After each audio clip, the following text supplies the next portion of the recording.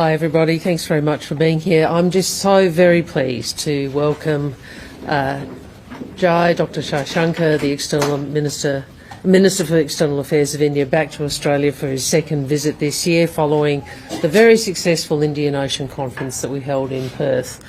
This is our 19th meeting and of my counterparts, Jai is the person with whom I've met most, and that says something about our friendship. It says something about my regard for him and the wisdom and insight he always brings to our discussions.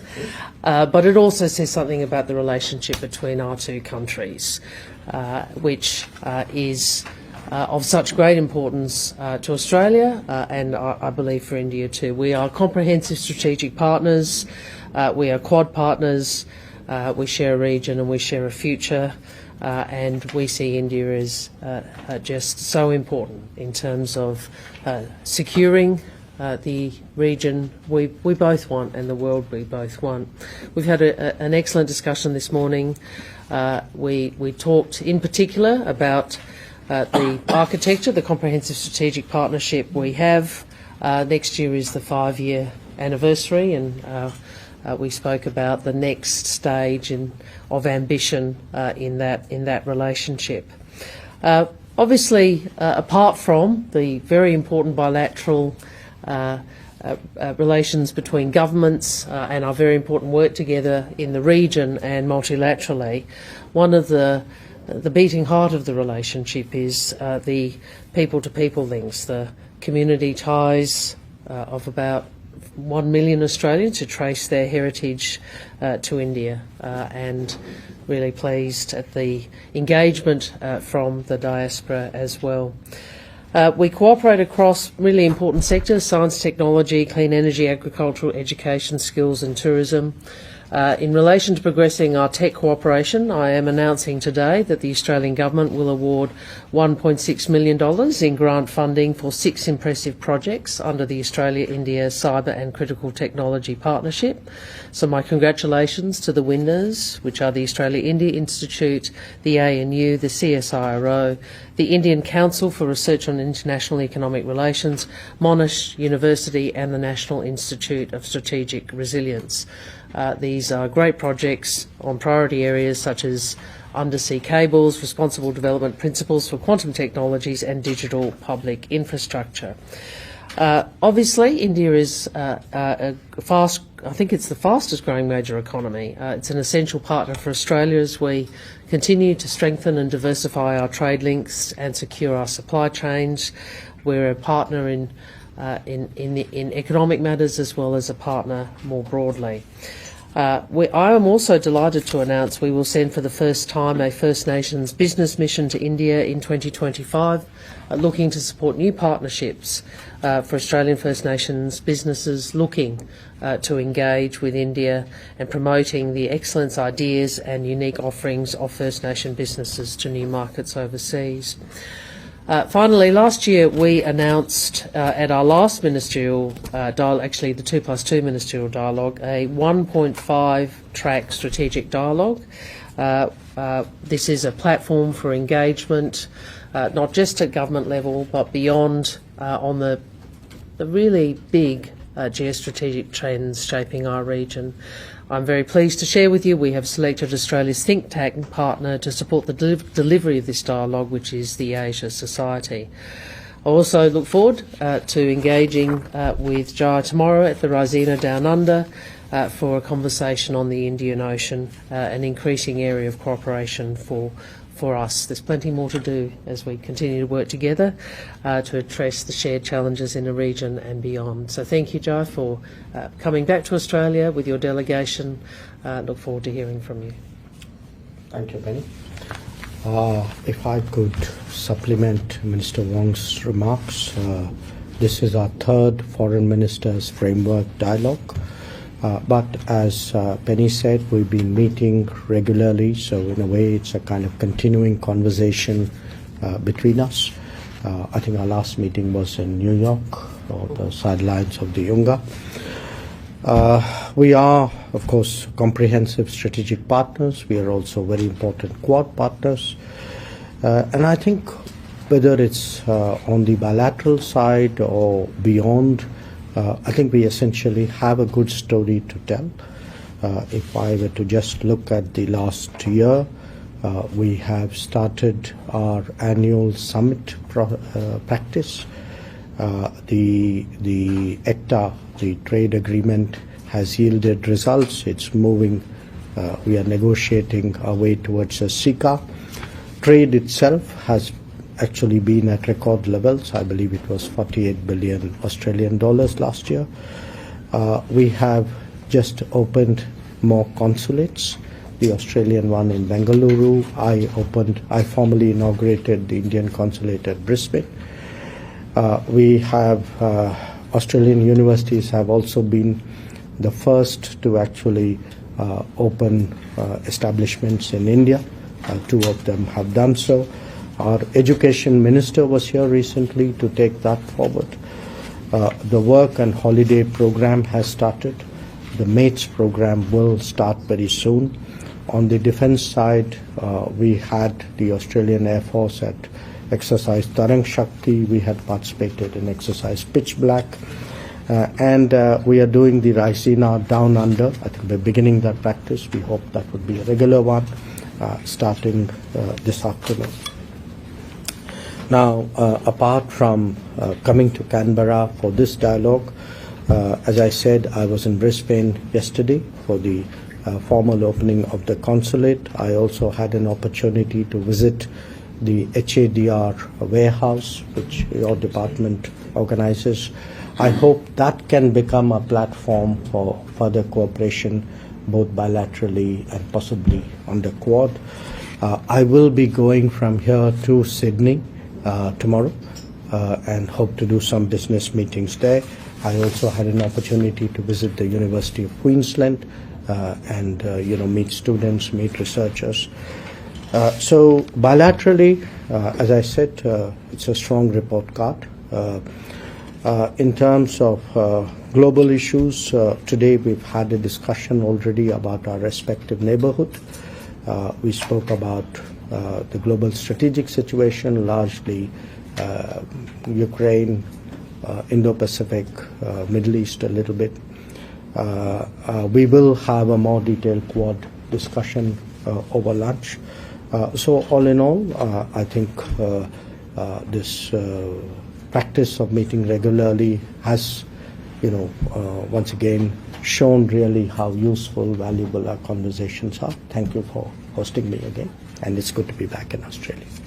Thanks very much, Jai. Okay, we'll turn to questions now. Rhiannon Down from the Australian. Minister Jai Shankar, may I please ask, China and India have recently taken steps towards disengagement. Are you on a path to stabilisation, and what are the implications for the stability of the region?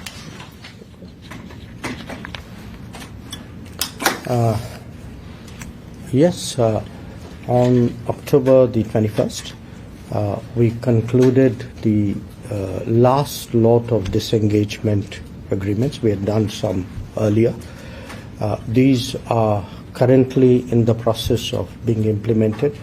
The last agreement was primarily around patrolling rights of the two sides. So we think all in all it's a positive development. The fact that with that, once it's done, the disengagement process is completed. We have other challenges to address, including de-escalation of forces. But at Kazan, on the sidelines of the BRICS meeting, Prime Minister Modi and President Xi had a meeting. It was agreed that the foreign ministers and the national security advisors would meet.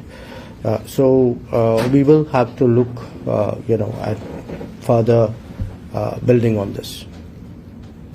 And Minister Wong, may I please ask, did you recently meet with Mike Pompeo in Washington? What did you discuss, and what does the Trump presidency mean for Australia?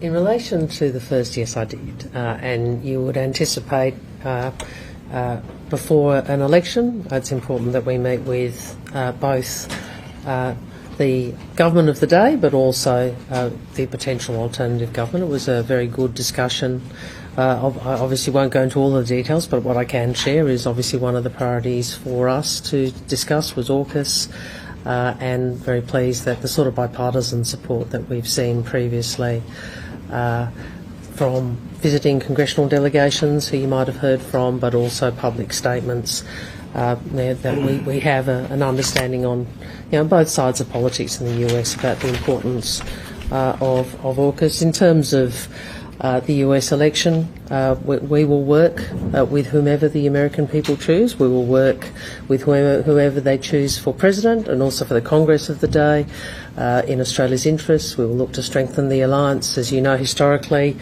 we've had an alliance for many, many years, and it is a relationship that is bigger than the events of the day. It's shaped by enduring friendship and timeless values. Thank you. A question for both ministers, please. Are you concerned about the real prospect of a Trump presidency, that it would upend the international order? And in particular, will the Quad survive a Trump presidency? Well, in relation to the first, I refer to my earlier answer, but the question on the Quad's an important one. And what I'd reflect to you is that we both see, I don't want to speak for Joe, but I think on this I can express a very similar view. We both see the great importance in the Quad. It is an arrangement, a meeting, a grouping with countries that share very similar interests in the sort of region we want, and having countries of from different perspectives. So obviously the US, India, Australia, Japan, it's a very valuable strategic discussion. We would see that as retaining its importance regardless of the outcome of the election. We have actually seen steady progress in our relationship with the US over the last 5 presidencies, including an earlier Trump presidency. So when we look at the American election, we are very confident that whatever the verdict, our relationship with the United States will only grow. In terms of the Quad, I remind you that actually the Quad was revived under a Trump presidency in 2017. It was then moved from the level of a permanent secretary to a minister, also during the Trump presidency. And in fact, it's interesting, in the midst of COVID, when pretty much physical meetings had stopped, one of the rare physical meetings of foreign ministers was actually of the Quad in Tokyo in 2020. So I think that should tell us something about the prospects of the Quad. We've got Australia Today. Thank you, Joe. My question is for both of you. Minister Jaishankar, how do you respond to attacks on Hindu temples and Hindus in Canada by Khalistani supporters? And Minister Wong, if you could answer, is this discussed, diaspora safety discussed with Minister Jaishankar? And given the fact that just a week back, 2 Hindu temples were vandalized in Canberra itself, how do you see safety of minority Hindus in Australia? I think what happened yesterday at the Hindu temple in Canada was obviously deeply concerning. And you would have seen the statement first by our official spokesperson and also the expression of concern by our Prime Minister yesterday. So that should, I think, convey to you how deeply we feel about it.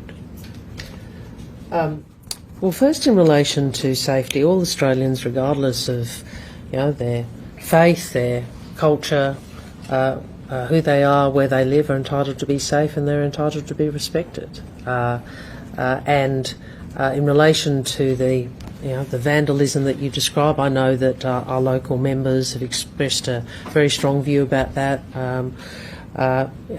particularly in the week of Diwali. It's a very upsetting thing for members of the faith community and the Indian community more broadly. So I would again say people across Australia have a right to be safe and respected. People also have a right to peaceful protest. People have a right to express their views peacefully. We draw a line between that and violence, incitement of hatred or vandalism, and they should be dealt with by the appropriate law enforcement authorities. We're a multicultural democracy. We cherish that fact, but we also cherish those principles which enable that multicultural democracy to flourish, and they are respect of one another and a right to express different views peacefully. Thank you very much. And was it Finn McHugh? Finn, how are you? Hi, Minister Wong. Canada says that it has credible intelligence that the Indian government was involved in the murder of a Canadian citizen on Canadian soil. Similar allegations have been looked into in the US. Can we just clarify, does your government trust your Five Eyes partners' intelligence on that matter specifically? Is there anything more generally you would say to the Sikh community to reassure them that there's nothing to fear here? And Minister Jaishankar, your government has obviously labelled the allegations absurd, but have Australian diplomats raised concerns with you either today or in the last few months about them? Perhaps I'll go first. First, in relation to Australia's Sikh community, I would say the same thing I said to I think it's Jay, isn't it? Yes. People have a right to be safe and respected, regardless of who they are in our country. That's the essence of our multicultural democracy. We've made clear our concerns about the allegations under investigations. We've said that we respect Canada's judicial process. We convey our views to India as you would expect us to do, and we have a principal position in relation to matters such as the rule of law and the independence of the judiciary, and also, frankly, the sovereignty of all countries. Let me make 3 comments. One, Canada has developed a pattern of making allegations without providing specifics. Secondly, when we look at Canada, for us, the fact that they're putting our diplomats under surveillance is something which is unacceptable.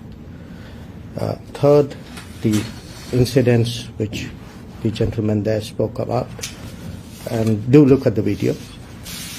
I think they would tell you, in a way, the political space today, which is being given to extremist forces there. So we believe in freedoms. We also believe freedom should not be misused. And have we had a talk about it? Exactly on the lines which I've spoken.